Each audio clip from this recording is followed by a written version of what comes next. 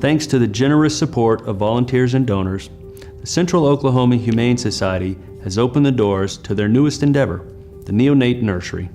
This program is one of the most progressive in the country, helping to save the lives of puppies and kittens under 6 weeks old.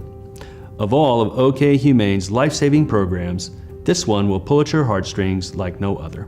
10 years ago, we partnered with Oklahoma City Animal Welfare to raise the live release rate from 25% to, our goal was 75%, and we have closed in on that now as a community.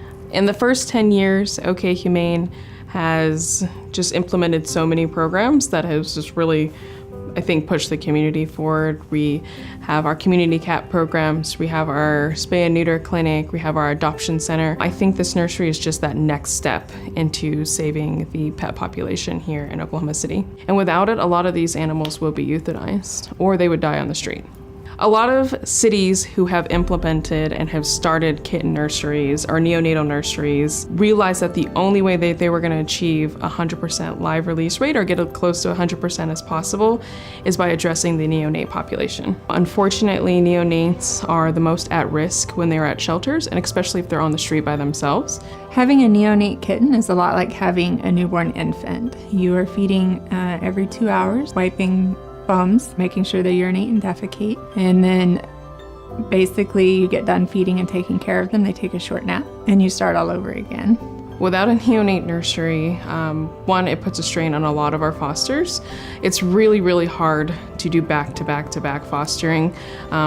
You hit a compassion fatigue is what they call it. So maybe someone can't hold on to a kitten and take care of it for 5 or 6 weeks, bottle fed.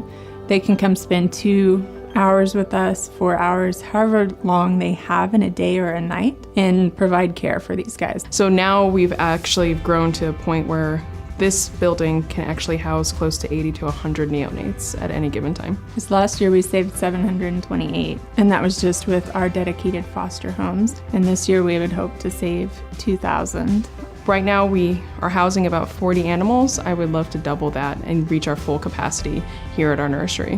When a neonate arrives, it undergoes a physical exam. We guesstimate the age as best we can and get it started on either dewormers, vaccinations if they're older, testing, any kind of testing we do.